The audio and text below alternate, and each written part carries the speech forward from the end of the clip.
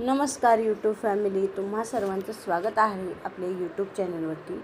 मित्रांनो आणि मैत्रिणींनो, प्रेमाची दुनिया या चॅनलमध्ये मी तुम्हा सर्वांचं अगदी मनपूर्वक स्वागत करते. इथे प्रत्येक कथा तुमच्या मनाला स्पर्श करेल आणि विचार करायला लावेल. कधीकधी तुमच्या चेहऱ्यावर हसू देखील आणेल. ही कथा तुमच्या हृदयाला भिडेल आणि काहीतरी नवीन शिकवून जाईल. चला तर मग वेळ न दवडता सुरुवात करूया आजच्या या सुंदर भागाला. कथेंच्या संगतीत प्रेमाची दुनियासोबत वळूया आपल्याच्या भागाकडे. मानवी भानावर येते आणि म्हणते, ती फाईल कसली होती ज्यावर मी सही केली? त्यावर रियांश हसून म्हणतो, मी तुला आधीच वाच आणि नंतर सही कर असं सांगितलं होतं, पण तू घाई केलीस आणि न वाचताच त्यावर सही केलीस. आता मी जे सांगेल तेच तू करशील. मानवी यशकडे पाहते आणि त्याला ती फाईल मागते, पण यश तिला नकार देतो. त्यावर रियांश उभा राहतो आणि म्हणतो, इतकी काय घाई आहे? चल घरात जाऊया आणि त्यानंतर मी तुझ्या उरलेल्या सर्व प्रश्नांची उत्तरं तुला देईन. आता मात्र मानवीला तिची चूक समजली होती. तिने घाईघाईतच कोणता तरी मूर्खपणा नक्की केला आहे याची जाणीव तिला रियांशच्या चेहऱ्यावरील हास्य पाहून झाली होती. सर्वजण आश्रमात आतमध्ये जातात.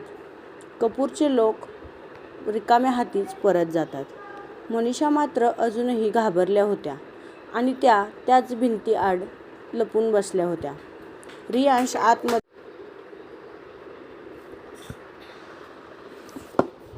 रियांश आतमध्ये जाताच उषा आणि मनोज यांना नमस्कार करतो आणि म्हणतो, आजपासून हा आश्रम माझा आहे आणि मानवीचं कुटुंब हे देखील माझं कुटुंब आहे.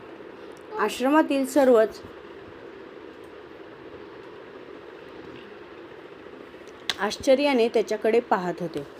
त्यांची नजर ओळखून रियांश मानवी शेजारी जातो आणि तिच्या कंबरेला पकडतो. मानवी त्याच्यापासून लांब जाण्याचा प्रयत्न करू लागते. तो म्हणतो, मानवी माझी बायको आहे. हे ऐकून सर्वजण धक्क्यात जातात. मानवीला पण धक्का बसलेला असतो. ती म्हणते, तुम्ही काहीही बोलत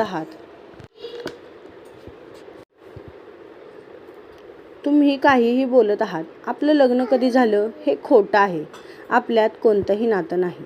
त्यावर रियांश म्हणतो, थोड्या वेळापूर्वी तू आपल्या मॅरेज कॉन्ट्रॅक्टवरती सही केली आहेस आणि आता आपण कायद्याने पती-पत्नी आहोत. तो यशला खुणावतो आणि ती फाईल मानवीला द्यायला सांगतो. मानवी ती फाईल उघडते आणि त्यातली कागदपत्र पाहताच ती स्तब्ध होते. ती म्हणते, मी हे मान्यच करत नाही. हे ऐकून रियांश म्हणतो, जान, तू खूप मोठी चूक करतेस. आता फक्त तूच नाही तर हा आश्रमसुद्धा माझ्याच हक्काचा आहे. मनोज, उषा आणि मानवी रियांशकडे पाहू लागतात.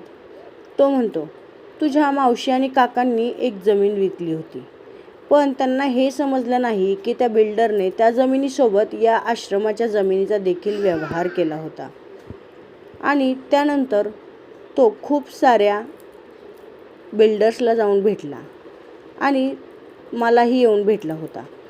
त्यावेळेस त्यांनी मला या जमिनीविषयी माहिती दिली होती आणि मी त्याच्याकडून दुप्पट रक्कम देऊन ही जमीन खरेदी केली.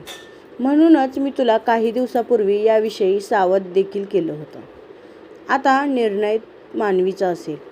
तिला माझ्याबरोबर नातं टिकवून आश्रमातील सर्वांना सुखी जीवन घालवू द्यायचं की या नात्याला नकार देऊन सर्वांच्या आयुष्याची राखरांगोळी करायची.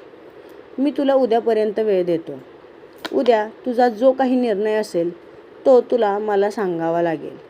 आश्रमाचं आणि तुम्हा सर्वांचं भविष्य आता मानवीच्या निर्णयावरूनच ठरेल. येतो मी. एवढं बोलून रियांश बाहेर जातो. तो बाहेर येऊन यशला सर्वांसाठी जेवण मागवण्याचे आदेश देतो आणि तो कारमध्ये बसून पेंटहाऊसच्या दिशेने निघतो. मानवीला खूप मोठा धक्का बसला होता. थोडा वेळ असाच जातो. रात्रीची वेळ होती. आश्रमाच्या जुन्या इमारतीत हलकी पिवळी लाईट चालू होती. बाहेर पावसाचे थेंब शांतपणे पडत होते. मानवीच्या मनात मात्र वादळ उसळलं होतं. ती खिडकीजवळ उभी होती. हातात एक फाईल होती. त्यात तेच कागद होते ज्यांनी तिचं आयुष्य एका क्षणात बदललं होतं. तिचे डोळे पाणवलेले होते, पण ती रडत नव्हती. जणू अश्रूही थांबून गेले होते. हे मी काय केलं? ती हळू आवाजात स्वतःशीच म्हणाली. मागून उषाजी हळूच तिच्या जवळ आल्या. त्या म्हणाल्या, मनू बाळा. त्यांनी तिच्या खांद्यावर हात ठेवला. तुला कोणताही निर्णय जबरदस्ती घ्यायची गरज नाही. मानवी हलकसं हसण्याचा प्रयत्न करते, पण ते खूपच कमकुवत असतं. ती म्हणते, पण मावशी, मी जर हे नातं मान्य केलं नाही तर आश्रम? तिचा आवाज थरथरतो आणि क्षणभर शांतता पसरते. पावसाचा जोर आता वाढला होता. उषाजी म्हणतात, आम्ही काहीतरी मार्ग काढू. पण त्यांच्या डोळ्यातील काळजी लपून राहत नाही. मानवी खिडकीबाहेर पाहते. तिला लहानपणापासूनचा प्रत्येक क्षण आठवतो. सर्वांचं हसणं, एकत्र सण साजरं करणं, सगळ्यांची साथ, हेच तिचं कुटुंब होतं. ती हळूच फाईल घट्ट पकडते. जर माझा निर्णय सगळ्यांचं आयुष्य वाचवणार असेल तर, ती म्हणते, पण मध्येच थांबते. इतक्यात मनोज आणि मनीषा तिथे येतात. मनोज म्हणतात, मनू, तू तुझा स्वाभिमान बाजूला ठेवून आमचा विचार करायची काही गरज नाही. आपण या सगळ्यातून नक्की बाहेर पडू. ती फक्त डोळे मिटते आणि पुन्हा उघडते. इतक्यात मनीषाजी म्हणतात, काय झालं आहे मला माहीत नाही, पण एक गोष्ट अनुभवातून शिकले म्हणून सांगते. आयुष्यात काहीतरी कमावण्यासाठी काहीतरी गमवावं लागतं. आणि आपण जे ठरवतो त्यापेक्षा काहीतरी चांगलं आयुष्याने आधीच लिहून ठेवलेलं असतं. आपल्याला फक्त वेळ आणि हिमतीने काम घ्यावं लागतं. आणि जे नशिबात आहे ते घडणारच. त्यामुळे तू स्वतःला त्रास करून घेऊ नकोस. त्यांचे हे शब्द ऐकून मानवीच्या डोळ्यात एक वेगळीच चमक आली होती. ती म्हणते, मावशी, काका, ताई, माझा निर्णय झाला आहे. ते तिघे तिला काही विचारणार त्याआधीच ती यशला फोन करते आणि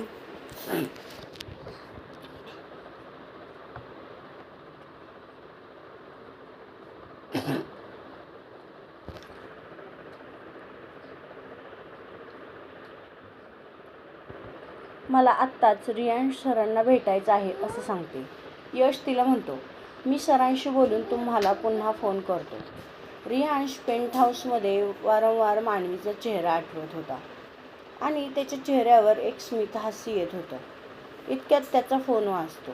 तो मोबाईल पाहतो आणि फोन उचलतो. तो यशचा होता. यश म्हणतो, सर, मिस मानवीला तुम्हाला आत्ताच भेटायचं आहे. मानवीचं नाव ऐकताच रियांश खुश होतो. तो यशला मानवीला घेऊन पेंट हाऊसमध्ये ये असं सांगतो. यश होकार देतो आणि फोन कट करतो.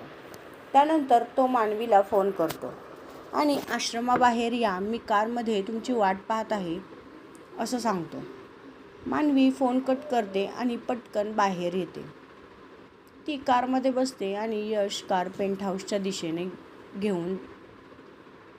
दिशेने निघतो. काही वेळातच तो एका मोठ्या बिल्डिंगसमोर कार थांबवतो आणि मानवीला खाली उतरायला सांगतो. मानवी बिल्डिंग पाहून काही क्षण थक्क होते, पण लगेचच भानावर येते आणि आजूबाजूला पाहू लागते. इतक्यात सुमित तिच्या समोर येऊन उभा राहतो. तो तिला हॅलो मॅम असं म्हणतो.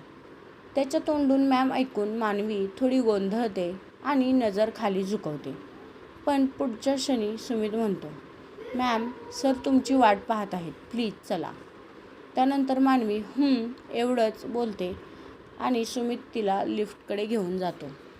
त्यानंतर तो तिला लिफ्टमध्ये जाण्याचा इशारा करतो. ती आत जाताच तो 30व्या फ्लोअरचे बटन दाबतो आणि बाहेर येतो. काही मिनिटांमध्येच लिफ्ट 30व्या मजल्यावर थांबते. लिफ्ट थांबताच मानवी त्यातून बाहेर येते आणि इकडे तिकडे पाहू लागते. तिथे फक्त बॉडीगार्ड्स उभे होते.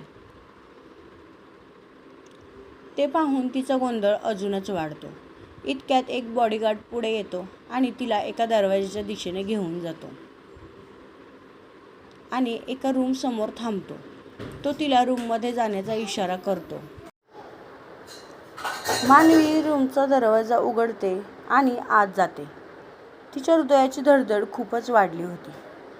ती त्याला सावरण्याचा प्रयत्न करू लागते. ती आत जाताच दरवाजा पुन्हा बंद होतो. ती रूममध्ये नजर फिरवू लागते. त्यात खूप सारे पेंटिंग आणि महागडे अँटिक्स होते. त्याचबरोबर त्या रूमची रचना खूपच वेगळ्या पद्धतीने साकारली होती. मानवी हे सर्व पाहून काही क्षण स्तब्ध होते. रियांश अचानक तिला आवाज देतो आणि ती भानावर येते.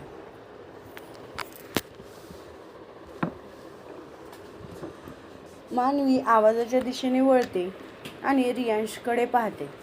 तो टी-शर्ट आणि पॅन्टमध्ये उभा होता. त्याला पहिल्यांदाच कोणीतरी नॉर्मल कपड्यांमध्ये पाहिलं होतं. अन्यथा तो प्रत्येक वेळी फक्त सूटमध्येच सर्वांसमोर येत होता. रियांश मानवीजवळ येतो आणि म्हणतो, काय झालं जान? एवढं काय अर्जंट सांगायचं होतं?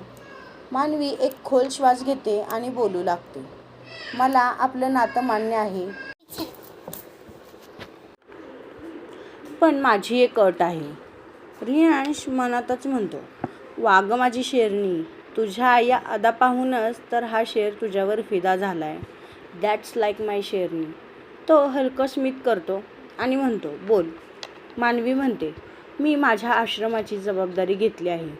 त्यामुळे तुम्ही त्या आश्रमाकडे कधीच वाईट हेतूने पाहणार नाही आणि त्याच्या एका विटेला पण धक्का लावणार नाही, असं वचन मला हवंय.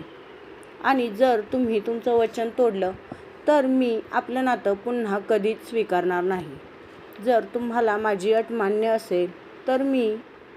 ती पुढे काही बोलणार इतक्यात रियांश पुढे येतो आणि तिच्या गालावरून हात फिरवत म्हणतो, जान, तू पहिली आणि शेवटची आहेस जिने माझ्यासमोर अट मांडण्याची हिंमत केली आहे. आणि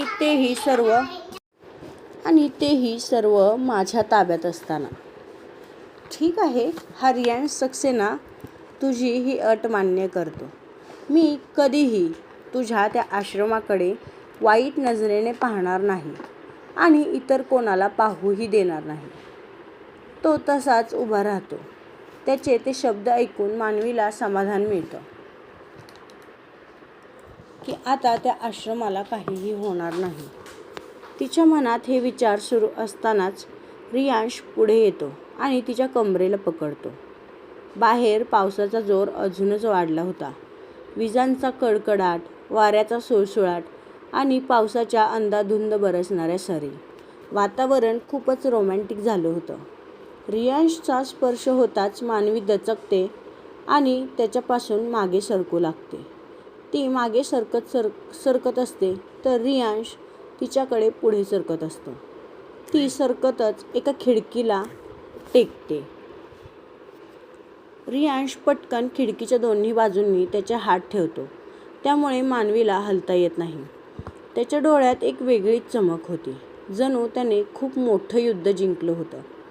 तो म्हणतो, जान, आजच आपलं लग्न झालं आहे आणि आता तू ते मान्य देखील केलं आहेस.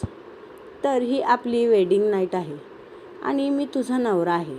तुला वाटत नाही का तू तुझ्या नवऱ्याची इच्छा पूर्ण करावी?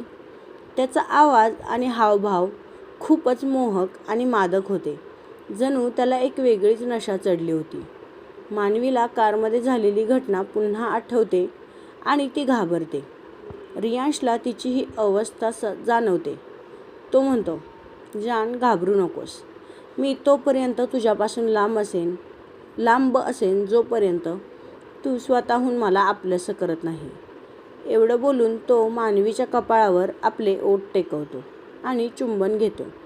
त्यानंतर तो म्हणतो, बाहेर खूप पाऊस आहे. तू आश्रमात तुझ्या मावशीला फोन करून कळव की आज तू इथेच थांबणार आहेस.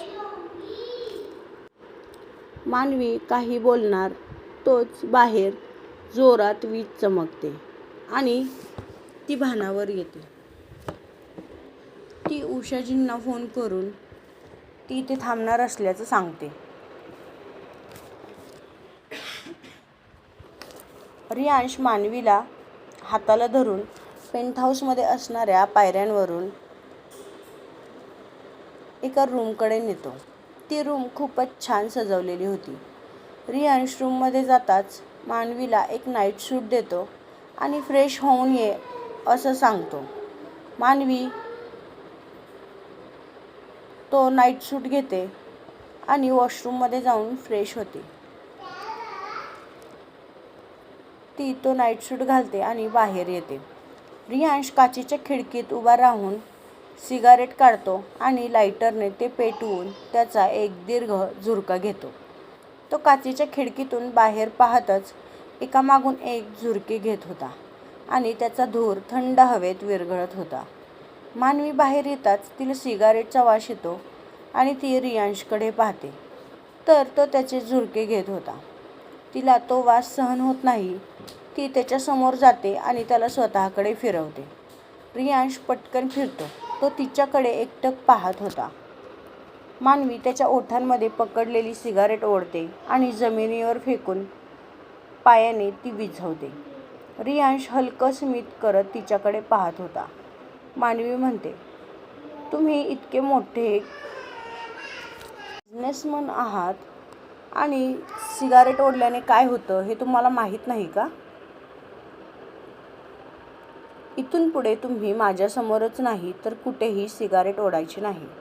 रियांशला खूप आनंद होत होता की खूप वर्षांनी कोणीतरी त्याला इतक्या हक्काने ओरडलं होतं. त्याच्या चेहऱ्यावर हसू पसरलं होतं. तो मानवीकडे खूप प्रेमाने पाहत होता. मानवी बोलणं संपवते आणि म्हणते, तुम्हाला झोपायचं नाही का असं विचारते. त्यावर रियांश मानेनेच नकार देतो. पण मानवी कुठे ऐकणार होती.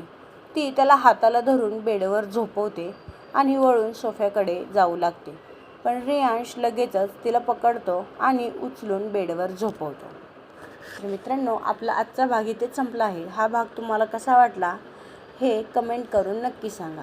आणि हो, तुम्ही जर आपल्या चॅनेलला अजून लाईक, शेअर आणि सबस्क्राईब केलं नसेल तर आत्ताच करा आणि आपल्या चॅनेलवरील नवनवीन अपडेट्स नक्की पाहत राहा. भेटूया पुढच्या भागात. Bye bye.